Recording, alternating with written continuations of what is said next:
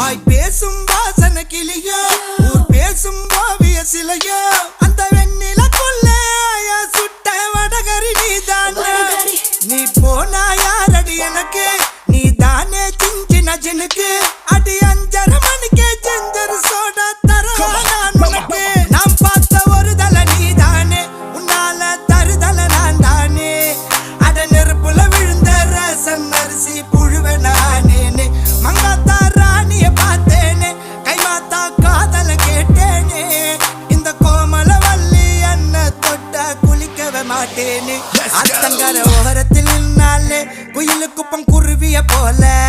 அக்கம் பக்கம் யாருக்கும் தெரியாம லுக்கு விட்ட பக்குன்னு மேல